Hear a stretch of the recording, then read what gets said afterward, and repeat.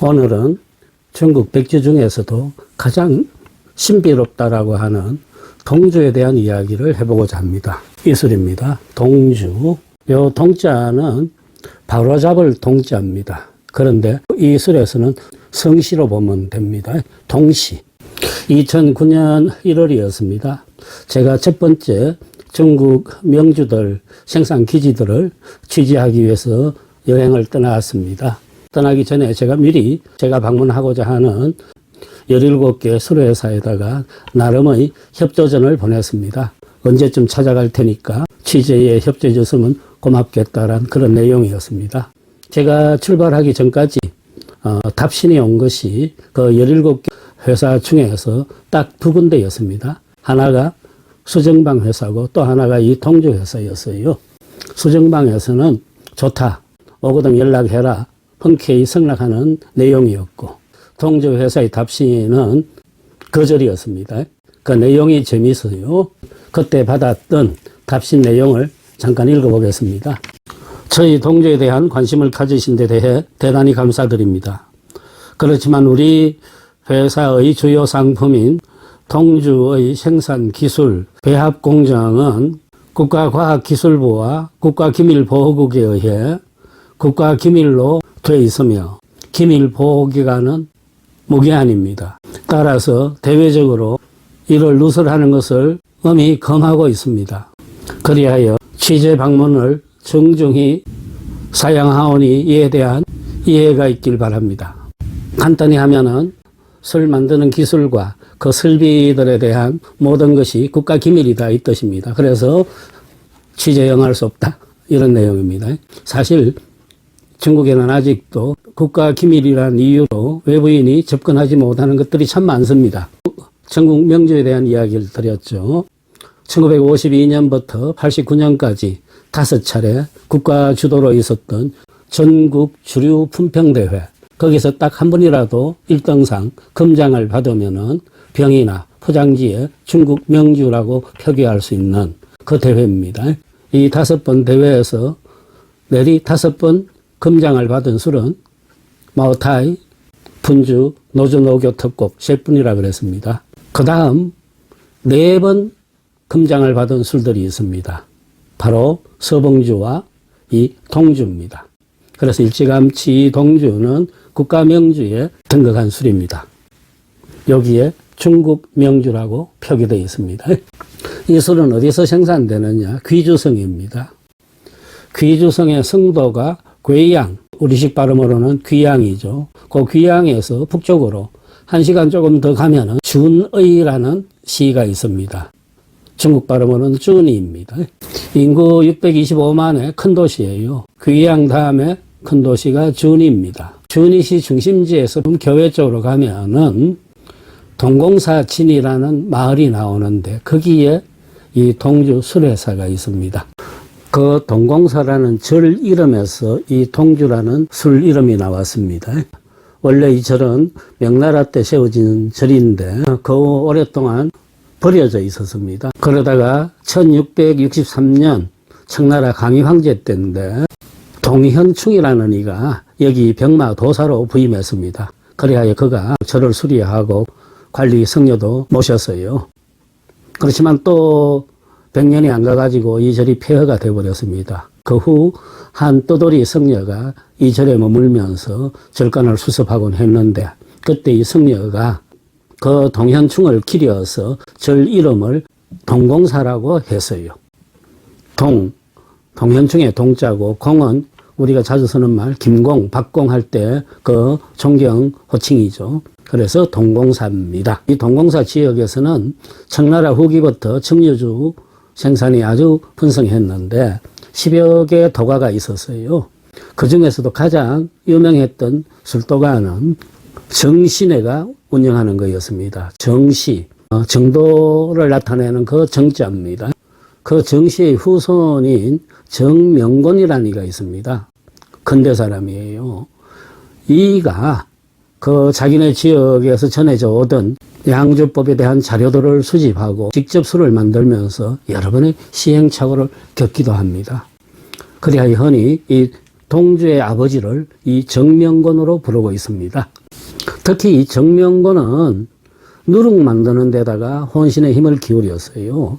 그리하여 자기네 술을 아주 특별한 술로 만들었는데 그것이 바로 동주의 효시가 됩니다. 당시에 술 이름은 지금과 같은 동주가 아니고 동공사 교주라 그랬어요. 이 동공사 교주는 여타의 정유주들을 생산하는 것과 전혀 방법을 달리했습니다. 소곡, 대곡 이야기를 드렸죠. 곡자는 누룩곡자라 그랬습니다. 소곡은 쌀로 누룩을 만드는 것이고 대곡은 밀이나 보리로 만든 누룩입니다. 그런데 이 동주는 소곡과 대곡을 겸해버려요. 그리하여 소곡, 즉 쌀로 누룩을 만들 적에는 약초를 넣었습니다. 약재들입니다. 몸에 좋다는 약재들을 90가지를 넣습니다. 그리고 대교, 즉 밀누룩으로 만드는 술에는 동물성 약재를 넣었어요. 진해, 개구리 뭐 이런 것까지. 여기에는 거의 40가지의 동물성 약재가 들어갔습니다. 즉엽청주 때 말씀드렸죠. 완성된 술에다가 약재를 넣어서 다른 술로 받아내면 그거는 보건주, 우리식의 약주가 되고, 첫 단계, 즉 누룩을 만들 적에 약재를 넣어갖고 빼가를 생산하면은 그것은 백주로 분류된다, 이렇게 말씀드렸습니다. 이렇듯 정명곤은 식물성 약재, 동물성 약재를 술에다 넣는데 그걸 누룩의 과정에서 넣었기 때문에 이 동주는 백주로 분류가 되는 것입니다. 그리하여 소교에서 그리고 대교에서 발효가 끝나면은 완전히 죽과 같은 형태가 되었어요. 그것을 진술이라고 하는데 죽처럼 된 그 원료들을 정류해가지고 각각 빼냅니다. 소곡주와 대곡주가 빠져나오겠죠. 그것을 또 장기간 숙성을 시킨 뒤에 두 개의 술을 적당 비율로 배합을 해서 상품화한 것이 바로 동주입니다. 이렇게 우리 인체에 좋다라고 하는 약재가 140개 정도가 들어가 있으니 그 술은 어떨까요? 이 술 회사에서는 그래서 우리 술은 우리 인체에 아주 좋은 술이다라고 선전하고 있는 것입니다. 특히 심혈관 질환의 치료와 예방에 효험이 있다, 뭐 이런 식의 선전도 마다하지 않습니다. 그 안내문을 읽다 보면은 만병통치약이 바로 동주가 아닌가 싶은 생각이 들 정도입니다. 귀주성 경공업부에서 이 술에 대한 엄밀한 성분 조사를 해봤어요. 그랬더니 향과 맛은 물론 구성 성분까지 이 동주는 여타의 술들과 아주 차별진다라는 것을 밝혀냈습니다. 특히 고급 알코올산 함량이 다른 술들에 비해서 3배 내지 5배 높았으며 유사한 에틸은 다른 술에 반 이하로 떨어져서 좋다, 이런 결론을 얻었습니다. 한 잔 마셔보겠습니다.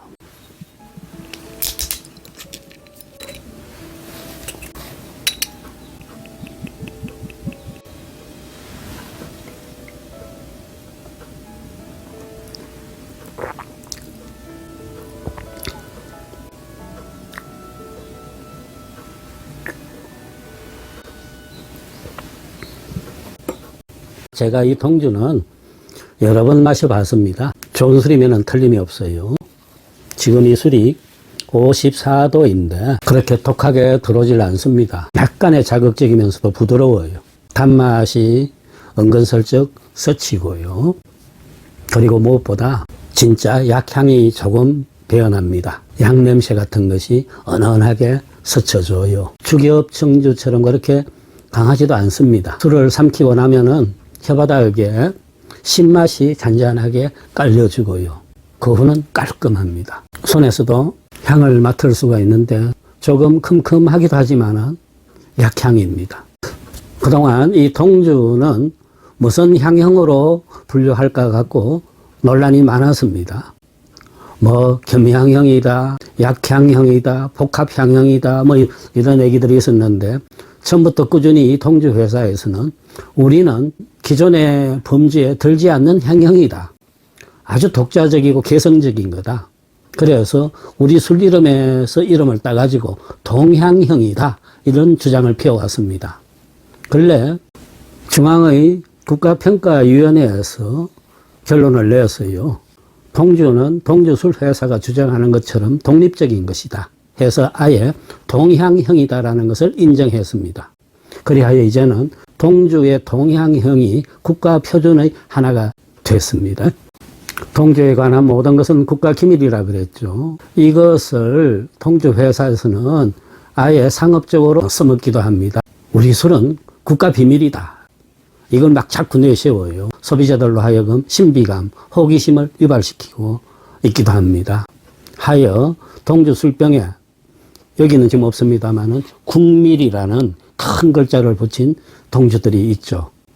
나라 국자, 비밀 밀자를 씁니다. 국가의 비밀이다. 우리 술은 이것을 상업적으로 가장 효과적으로 사용하는 회사도 또 동주입니다. 정명곤 이야기했죠. 동주의 아버지 정명곤은 1949년 공산정부가 성립된다라는 소식을 듣고는 자기네 술회사를 닫아버립니다. 이제 술 장사 안 한다 하고는. 그래서 그때부터 이 동주는 세상에서 사라졌어요. 그러다가 거의 한 10년 후쯤 1957년입니다. 귀주성 정부가 이 동주를 살려야 되겠다 싶어 갖고 정명곤을 찾아가서 도와달라고 간절히 부탁합니다. 그래야 정명곤도 오케이 하고 나와가지고 자기의 자녀들과 같이 다시 동주의 부활운동에 힘을 씁니다. 동공사 교주라고 했던 술 이름은 이미 1940년에 지금의 동주라는 이름으로 바꿨어요. 간단히 쉽게 부르자라는 뜻에서. 정씨 집안에서는 자기네 이 양조법을 아주 대대로 극비를 유지해 왔어요. 즉 후계자 술사업을 계속하겠다라는 장자한테만 그 비법을 전해주곤 했습니다. 딸아이한테는 전혀 알리지도 않았어요. 같은 공장에 수십 년을 일하는 전문 양조인들도 저쪽 공정에 대해서는 서로 모르게끔 하곤 그랬다고 합니다. 동주가 귀주성 준의시에서 나온다 그랬죠. 이 준의는 중국 공산당들한테 아주 중요한 도시입니다. 왜냐하면은 1930년대 홍군이 장정을 떠났을 적에 이 준의를 통과합니다. 준의에 다다랐을 적에 그 공산당 간부들이 중대한 회의를 하는데 누구가 이 홍군을 이끌 것인가, 즉 공산당을 이끌 것인가를 선택하는 회의였습니다. 거기서 바로 마오쩌둥, 즉 모택동이 최고의 영도자로 뽑혔기 때문입니다. 마오쩌둥이 공산당의 영도자가 될 수 있었던 것은 바로 이 준의 회의 때문이었습니다. 그래서 지금 이 준의에만 가도 마오타이처럼 이 동주에 대한 전설들이 있습니다. 즉 그때 마오쩌둥이 이끌던 홍군들이 지치고 다치고 그래서 힘들었을 적에 동주를 마시고는 다 원기를 회복했다라는 그런 현대적 전설이 전해지고 있기도 합니다. 지금까지 바깥에 알려진 바에 의하면은 동주를 제조하는 데 있어 가지고도 또 아주 특별한 것은 발효 구덩이를 만드는 장면입니다. 여타의 그 대곡술들은 발효 구덩이를 보통 진흙 아니면 황토를 씁니다. 그 땅 구덩이를 넓게 파가지고 수수원료를 넣어서 발효를 시키는데 이 동주는 석회 구덩이를 씁니다. 땅 구덩이를 먼저 파고 거기다가 석회를 벽과 바닥에 바르는데 그 석회를 이길 적에 석회와 백토 진흙을 섞어 가지고 바릅니다. 그러면서 거기에 또 다른 것들을 넣어요. 복숭아 나무 가지, 등나무 가지 이런 것들을 찧어 가지고 거기서 빼낸 즙을 이 백토 석회 이길 때 사용하는 겁니다. 그걸로 구덩이를 만들고 그 안에 거기다가 수수 원료를 넣고 아까 약재가 된 누룩을 같이 섞는 것입니다. 하여 이 술을 극찬하는 이들은 이 대교에서 나오는 짙은 향과 그 다음 소교에서 얻은 그 부드러움이 잘 어우러진 술이다라고 표현합니다. 감치는 단맛이 있고 담백하고 우아하다라는 찬사도 이 동주에 보태집니다. 아까 제가 취재를 못한 술회사가 동주라 그랬죠. 국가 기밀이라서. 그 후 4, 5년이 지나서 제가 마오타이를 들렀다가 마오타이에서 이 쭈니의 동주회사가 가깝습니다. 동주회사 무조건 한번 가보자. 바깥에서 대문 사진이라도 찍고 오겠다 하고 찾아갔습니다. 쭈니 시내에서 택시를 탔는데 택시 기사가 저한테 그러더군요. 자기도 저놈의 술회사가 무슨 비밀이 그렇게 많은지 외국인들 못 들어오게 하는지 의아하다 그래요. 그런데 당신이 한국 사람인데 잘 왔다. 내가 그 현장에 도착하면은 무조건 차를 공장 안으로 집어넣어 버리겠다. 그리고는 우리가 실수로 잘못 들어왔다 이야기 한번 해보자 그래요. 저도 좋다 한번 해봅시다라 해서요. 재미난 기사분이었어요. 제가 탄 택시가 동주 정원에 도착하자 곧바로 안쪽으로 확 들어가 버렸어요. 경비원 서너 명이 막 뛰어서 소리 지르더군요. 그제서 우리가 차를 멈췄는데 그리고는 기사가 뭐라 그럽디다. 뭐 한국분인데 자기도 이런 규정이 있는 줄 몰랐다. 그냥 공장 바깥 사진만 한두 장 찍고 나갈게 하고는 차를 돌렸어요. 쫓겨나기 전에 제가 물론 몇 컷은 찍긴 했습니다. 이전 시대까지 중국의 8대 명주를 꼽을 적에 꼭 포함됐던 술이 바로 이 동주이기도 합니다. 이렇게 잘 나가던 술인데 1993년 4년 무렵에 와서 가장 큰 시련을 맞습니다. 이 시기가 바로 오량액을 필두로 한 농양형 백주들이 중국 시장을 장악하던 때입니다. 동주도 위험을 느꼈어요. 야, 이러다가 우리 술 하나도 안 팔리면 어떡할까 하고는 아주 바보스러운 선택을 합니다. 뭐냐? 자기네 술도 농양옥으로 바꿔버립니다. 원래의 술을 그대로 고집을 했으면은 최소한 자기의 지분은 지킬 수가 있었는데 농양으로 바꿔버리니까 곁에 있는 금남춘, 오량액, 노주노교랑 상대가 되질 않아요. 그리하여 1995년부터 2007년까지 동주는 완전히 빈사 상태였습니다. 온전히 술 생산을 못한 시간도 한 2년간 있었습니다. 국영체제가 가지고 있는 경직성의 문제점이 이 시기에 다 노출되었어요. 그래서 이래서는 안 되겠다 싶어갖고 2004년 민영화를 시작합니다. 이때 심천의 진업그룹이 손을 내밀어서 동주를 잡습니다. 그리고 2007년 지분의 80%를 이 진업그룹이 차지하면서 민영화가 완성됩니다. 이제는 이 동주도 자기의 고유의 시장이 따로 있습니다. 동주만을 찾는 음주자들이 있습니다. 그리하여 탄탄한 기반을 구축하고 있는 셈입니다. 이 동주의 가격이 싼 편이 아니에요. 제일 낮은 단계가 200위안선입니다. 우리 돈 4만 원 선이죠. 그 다음 단계가 400위안선, 8만 원 정도고요. 특급 국밀 같은 술, 최고급 술입니다. 특급 국밀 같은 술이 1200위안, 우리 돈 24만 원 선입니다. 수수께끼의 술, 신비의 술이라는 이 동주. 국내에 들어오는지 모르겠습니다만은 기회가 있으시면은 꼭 한번 마셔보시길 바랍니다.